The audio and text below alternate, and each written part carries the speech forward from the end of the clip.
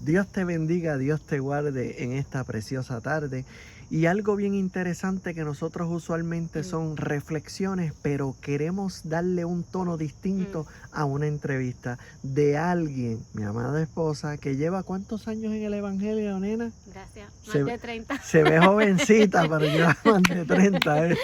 Ay. Y qué interesante porque podemos comparar con una persona que lleva más de 30 años, aún siendo joven, en el camino del Señor, pero versus la iglesia de hoy en día. Ahora, ¿cómo tú te enteras o cómo tú llegas a los pies de Cristo? Pues todo comienza cuando mis padres van a una campaña de Gigi Ávila. Entonces yo tenía 1 añito y de ahí, pues entonces mis papás se convirtieron y empezaron a congregarse. Ustedes saben el residencial Luis Llorén Torres en Puerto Rico. Pues ellos vivían ahí. Entonces ahí ellos tenían... Hay una iglesia que se llama Iglesia Movimiento Misionero Mundial, Sinaí, y ahí ellos comenzaron a congregarse. Ok, o sea que pudiéramos decir que naciste en un hogar cristiano. Y no cualquiera. ¿Puedes decir cuántos días de servicio daban en la iglesia? Bueno, una semana se compone de 7 días. Pues básicamente eran los 7 días. O sea, siempre había algo que hacer en la iglesia.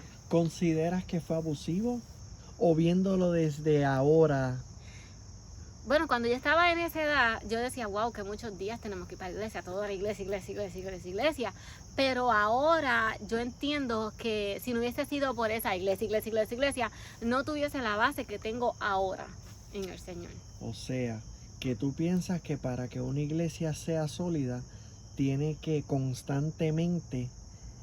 Pienso que eso es importante, es vital que los hermanos entiendan que hayan cultos de oraciones, hayan estudios bíblicos, hayan estos diferentes servicios durante la semana, para que las personas entiendan lo que dice la palabra. Volviendo a la congregación, ¿era una congregación grande? ¿Era un lugar cómodo? ¿Cómo era cómodo. Bueno, ustedes lo pueden hasta buscar en el internet. Ustedes se meten ahí, buscan Residencial Luis Llorén Torres o Iglesia Movimiento Misionero Mundial. Ahí usted va a ver una iglesia súper grande, 2 plantas, o sea, súper cómoda. Por haber estado en Llorén, ¿pasaste algún susto alguna vez o pasaron como congregación algún susto? Sí, a veces se escuchaban tiroteos en medio del culto, nosotros en la predicación y un tiroteo se escuchaba. Pero entonces, nada aconteció no, todo el mundo se bajaba y empezaban todo el mundo a orar, porque obviamente ¿quién quiere perder su vida? ¿Me entiendes? ¿Y eso apagó el fuego de la iglesia? No, tacho, los domingos que yo me acuerdo que las personas llegaban, bueno, tú las veías planchaditas, el pelo bien bonito, pero se metían esos coros, y bueno, una presencia del Señor terrible. Háblame de los líderes de la iglesia, ¿cómo eran? Bueno, humanos, ¿verdad? Como todo, humanos, pero bien sometidos a la palabra. ¿Cómo se llaman? Hablamos de los pastores. El pastor. Bueno, los pastores, eso, olvídate, eso es Ángel y Gladys Peña, eso es otra cosa. Eso son, mis estándares de pastores son elevados gracias a ellos. O sea que cuando yo hablaba de los líderes, quizás tú referías a los de damas. Yo pensé, sí. Ok, pero quiero que me hables, ¿verdad? Haciendo la corrección. Quiero que me hables de los pastores. ¿Cómo eran los pastores? ¿Qué tú puedes entender de cómo fue su trato hacia la congregación, su sacrificio, trabajaban o no trabajaban? Vamos por parte, ¿verdad? No, sí, son muchos. ¿Cómo eran ellos como pastores? Bueno, eran primero, tú sabes, temerosos del Señor, porque eso tú lo puedes ver en su semblante. Humilde, olvídate. Trabajadores, esforzados. Dentro y fuera de la obra. Dentro y fuera de la iglesia, de la obra, sí. Pues porque cada uno de ellos tenía su trabajo full time, afuera, más en la iglesia. ¿Y faltaban constantemente o eran fieles? No, eso estaba ahí todo el tiempo, pendiente a su ovejita, pendiente al llamado que el Señor les había dado. Vamos ahora a hablar del pastor, luego hablamos de la pastora, pero del pastor Ángel Peña. ¿Qué tú puedes decir lo más que te impactó de él? Bueno, me impactaron muchas cosas, pero, ¿sabes? Esa humildad y eso entrega en la oración, eso era lo que me impactaba. de la manera que él oraba para resolver asuntos o para liderar alguna situación, algún asunto de la iglesia, cómo exponerlo dentro para que todos los hermanos entendieran la visión o el propósito o la situación, me encantaba, ¿sabes? Se dejaba dirigir por el Señor. ¿Estaba pendiente a sus ovejas? Sí, tachón, una cosa, de todas las cabecitas él sabía. Y una de las cosas que más a mí me impactó, que yo creo que es lo que sigo imitando hoy, es que llevar una libretita. Una libreta donde en la predicación se hicieran anotaciones de aquellas cosas que se dijeron mal o se explicó como que te podía crear alguna duda. So, al final del final del servicio, ¿verdad? Porque él siempre tomaba la parte, pues él aclaraba. Él decía, acuérdese, hermano, esto y esto, la Biblia dice esto y esto. Sabiamente, no lo hacía para ridiculizar a la otra persona, sino porque él entendía que había un pueblo que había escuchado algo que probablemente se iba a ir con un error en su corazón. Y él antes de que se acabara el culto, él tenía que resolverlo. ¿Cómo tú ves como líder que trabajaba en el campo evangelístico fuera del templo? No, eso con la comunidad había un compromiso, tú sabes, decir esto, ir a la comunidad, hacer trabajos personales, hacer escuelas bíblicas afuera, o sea, eso le llamaban escuelas de extensiones afuera, entonces a otro nivel, sabes, siempre un compromiso con la comunidad. O sea que tú puedes entender de que el pastor era bien esforzado en la obra. Bien esforzado y bien estratega, tú sabes, tenía todo planificado, había un plan. ¿Tu iglesia considera que la tenía cómodamente, bien preparada, bien, ¿verdad? Organizada. Sí, sí, ellos tenían toda la iglesia bien organizadito, todo. Incluso hasta los bautismos. Todo a otro nivel, tenía por eso sí, allí. no, ¿sabes? En cuanto a la humildad de líder, ¿verdad? ¿Cómo tú puedes describirlo? Bueno, es que el hermano del pastor Peña, eso, una cátedra, o sea, él súper humilde, o sea, él trabajando y tú lo veas con su carrito humildemente, su ropa, o sea, es una cosa que tú dices, wow, se puede ser humilde dentro de la iglesia y no importa tu título. ¿Y de su amada esposa? Eso es otra cosa, eso Gladys para mí es como esa mujer a seguir, como ese rol, tú sabes, de una pastora completamente. Desde su forma de saludar, hasta su forma de vestir, su forma de hablar, ese comportamiento, impresionante.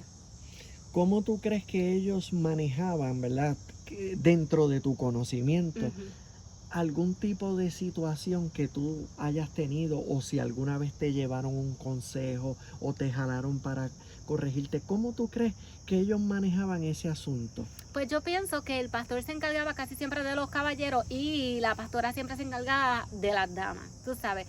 Y ella, por lo menos a mí, pues cuando yo era joven, pues cualquier cosa que ella veía me decía, mira, se sentaba al lado mío, me encantaba porque ella se sentaba al lado mío y me ponía así como el bracito y después me hacía así con el pelo, mira Lynn, lo que pasa es que acuérdate, y empezaba con un versículo de la Biblia, y acuérdate que esto lo otro, y me lo decía. No, y entonces, ¿qué uno iba a hacer? Uno no se podía no te poner... tapaba lo que te tenía que decir, te lo decía. No. Pero ¿consideras que en esa corrección era empática? Oh, sí, sabia, utilizaba las palabras correctas. ¿Sabes? Okay. Yo creo que ellos entendían que había un compromiso tanto de su parte hacia a las ovejas del Señor y con el Señor, ¿me entiendes? Porque ellos no hacían las cosas como para ofender. En cuanto al orden dentro de la iglesia, ¿crees que ellos los manejaban todo, ¿verdad? Organizadito, los cultos de damas, los cultos de caballeros, de oración e invitación de personas de afuera? Sí, ellos estaban bien organizados en eso. ¿Cualquiera se trepaba en el altar? No, cualquiera no se trepaba allí. No, yo creo que en el altar pocas veces fueron los hermanos que se treparon. Ellos siempre eran abajo y ellos eran bien cuidadosos con las personas que invitaban. Ok. Sobre tus padres, ¿asistían regularmente a la iglesia? ¿Vivían cerca? No. Bueno, hasta el sol de hoy son como media hora de camino. Media hora. Estamos hablando entonces de que asistían prácticamente, dijiste que 5 días, 6 días, los 7 días de la semana. Casi todos los días íbamos, casi todos los días. ¿Y cómo se manejaba eso familiar de tanto ir para la iglesia, 3 nenas, trabajando? ¿Cómo tú crees que ellos lidiaban con eso? Bueno, yo creo que eso es ayuda del Señor y como... O sea, yo pienso es como ese amor que tú tienes por el Señor, ¿me entiendes? Porque tú quieres rendir tu vida y no tan solamente la tuya, sino la de tus hijos. Y eso era lo que entiendo yo que ellos estaban haciendo, que independientemente del trabajo, porque ambos padres trabajaban, nosotras también íbamos para la escuela, sabes que ellos como quiera se esforzaron y Dios ve eso. O sea, que tú puedes decir que tanto de los líderes, del pastor y la pastora, como de tus padres, la instrucción, como dice la Biblia, instruye al niño en su camino. Y aun cuando fuese viejo, no se apartará de él, porque esa palabra está ahí sembrada. O sea, que tú dices, aunque quizás ustedes no se lo expresaban, sí hoy pueden decir, no, en cuanto al líder esta es la estatura, y en cuanto a mis padres también, esta es la otra estatura. Por eso es que yo le aconsejo a todos los padres a que lleven a sus hijos a la iglesia, que independientemente de que si le da una garrotera, que si esto, no, usted se va para la iglesia, usted se viste, usted se baña y se va para la iglesia. Háblame de los días de ayuno. ¿Eso era una vez al año? No, los días de ayuno eran una vez al mes, todos los domingos, los primeros domingos del mes. Se hacían ayunos. O sea, que eran casi 7 días a la semana, más desde por la mañana, pero ¿qué hora en la mañana? Oh, casi siempre de las 6 de la mañana. ¿Sabes? Eso estaba abierto y todos los hermanitos que pudieran llegaban y oraban. Háblame de ese día, o del ayuno, ¿cómo era el formato? Bueno, pues por la mañana llegaban los hermanitos y se oraban allí, y después de orar un rato, después entonces empezaba la escuela dominical, la escuela bíblica. Y después de la escuela bíblica, bajaban a la planta baja, estaban 1 hora estudiando la escuela bíblica, incluso después hasta se hacían preguntas y se daban premios, ¿verdad? Los que participaban en eso. Y volvían otra vez a la oración hasta el mediodía. ¿Pudieras decir entonces que la columna vertebral de tu iglesia era ayuno regularmente, una vez al mes dijiste, y escuela bíblica? Escuela bíblica, estudios bíblicos. Esos estudios bíblicos a tutiplén, como uno dice. ¿Consideras que eso marcó tu vida y hizo un fundamento fuerte? Fortaleció, claro, porque si no hubiese sido por esa palabra que estaba sembrada o que está sembrada en mi corazón, aquí en Estados Unidos se nos hubiese hecho, fíjate, porque aquí de verdad que las iglesias lamentablemente están en una crisis, digo yo. Sobre los líderes ahora, ¿verdad? Como evangelísticos, que hacían el trabajo afuera con los niños. ¿Te acuerdas de alguno? Bueno, sí, pienso en el matrimonio Mañón, porque él y su esposa los domingos por la mañana antes de ir a la escuela, o sea, la escuela bíblica, ellos se levantaban temprano, más temprano, y caminaban por el residencial Luis Lloren Torres para buscar esos niñitos para llevarlos a la iglesia. ¿Y él tenía así una campanita que por ahí mucha gente la conoce, esa campanita que ya los nenes sabían, pues ahí viene el hermano Mañón, y bajaban. Ya los padres tenían esa seguridad de que los nenes iban para la iglesia e iban a regresar. Bueno, la escuela bíblica eso se llenaba. Y esa iglesia es grande, mis hermanos. O sea, es 2 pisos, la parte de abajo es igual de inmensa que la de arriba. Y ciertamente esos salones como se bueno, estaban divididos entre los nenitos chiquititos, casi bebés, ¿sabes? Hasta los grandes, hasta los jóvenes, y arriba pues entonces se quedaban los adultos, ¿sabes qué? ¿Y tus padres tomaban posición activa como maestros? Maestros, líderes de sociedades. ¿Y permanecen en la iglesia? Todavía, gracias al Señor Jesús, yes. ¿Cuál tú crees que ha sido la razón por la cual ellos no se han movido de allí? Yo pienso por el liderazgo, yo pienso por los pastores, tú sabes, porque incluso una vez ellos intentaron, pero no, Dios no. ¿Por qué? Porque yo creo que es como que ese compromiso, que tú sabes que tú eres de allí, ¿sabes? Esa conexión de Dios, los pastores, la palabra ahí, que eso es directa, eso no es que si vamos a pasarte pañito, que nada. Eso es, prepárate que Cristo viene y si tú sigues en pecado, no te vistas que no va. Y en cuanto a algún varón de Dios que de afuera que visitara la iglesia y que dijera, así dice el Señor, y la congregación sabía que este hombre Dios lo usaba poderosamente? ¿Había alguno? Ujú. Sí, ¿Recuerdas yo su me nombre? acuerdo el hermano Acer, tú sabes que ese sí, que decían, ay, el hermano Acer viene para la iglesia hoy, tacho, todo el mundo sabía que Dios iba a hablar, que Dios iba a revelar, que Dios le iba a hablar a las personas que sabían y entendían que había un mensaje que dar. Y si recuerdas algún mensaje, ¿verdad? O algún llamado profético Ujú. o era ofreciendo porche, No, no, condominio, nada de eso. no, ¿qué era? Era un mensaje que la persona y Dios solo sabían. O sea, eran problemas que Dios quería trabajar con esa persona, no para hacerlo sentir mal, sino para que esa persona volviera a reenfocarse al Señor. Y Tú se sabes, veía la que tú veías el reverencia. cambio, o sea, no era una cosa de que prometiéndote bellas y Castilla, no. Porque como los profetas del Antiguo Testamento, ¿qué decían los profetas? Arrepiéntanse, ¿qué ustedes hacen? Le han dado la espalda a Dios, pero que era lo que ellos buscaban. Y esa palabra entonces que daba ese varón de Dios hacia el pueblo, tú veías el semblante Claro, de la persona sí. que como que, wow, es Ujú, verdad, ujú, me está hablando de ujú, parte de Dios, porque en eso íntimo ujú, que no decía viva voz, ujú. se notaba de que tocó la fibra. Sí, ¿no? Y algo que a mí me impactó y mi mamá, ¿verdad? Yo lo comparto pues porque mi mamá, yo sé que no tiene ningún problema con decirlo, es que mi mamá, una de las experiencias con ese hermano fue que mi mamá cuando se ponía a fregar, ella se pone a cantar y a adorar al Señor. Y ese hermano sin saber nada, porque hello, esto no es como antes que había Facebook, que ahora Exacto, está Facebook, está todo y todo el mundo está, ya tú sabes, subiendo exacto. todo.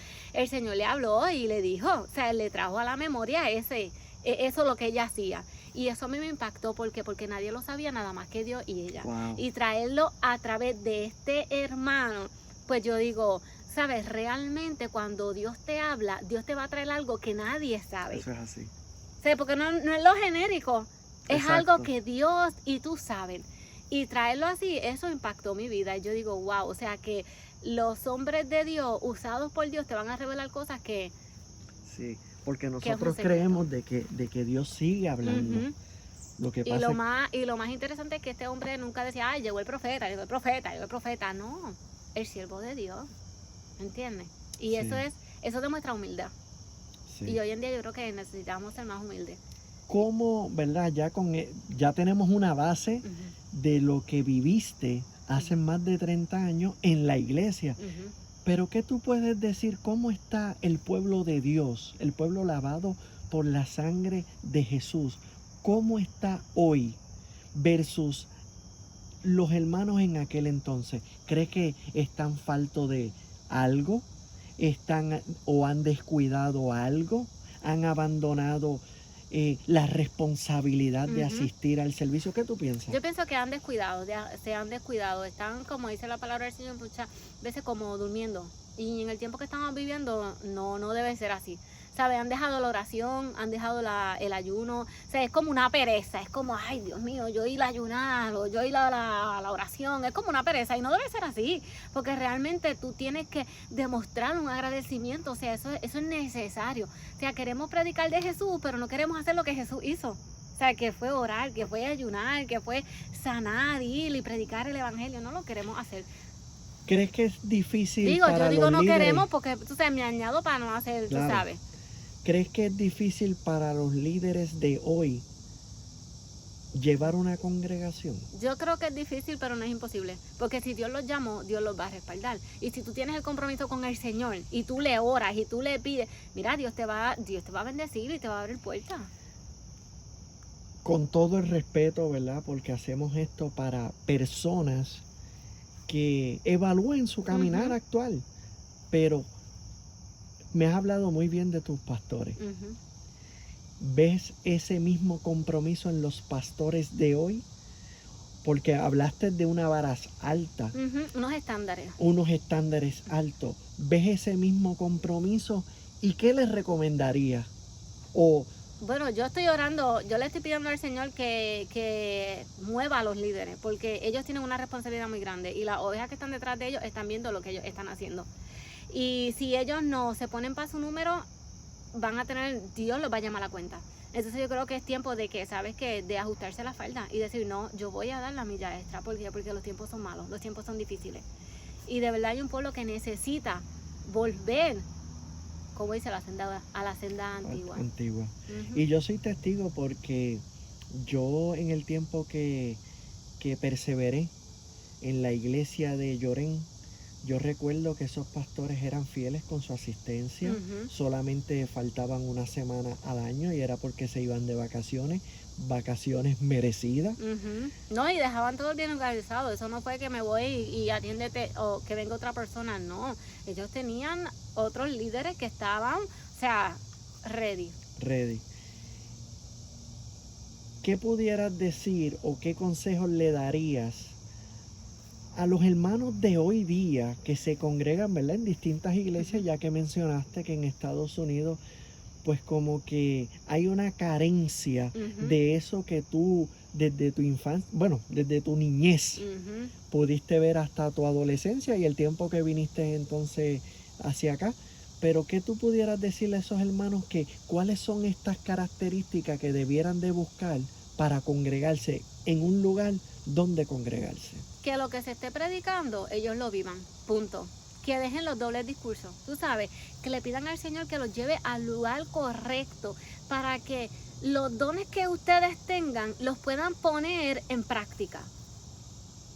Y que no se dejen llevar, porque muchas veces las palabras bonitas, como dice las palabras, la filosofía, las fábulas, ¿tú me entiendes? No, que le pidan al Señor dirección y que le pidan a Dios, tú sabes, porque yo sé que Dios en su infinita misericordia los va a llevar al lugar correcto y les va a poner líderes buenos.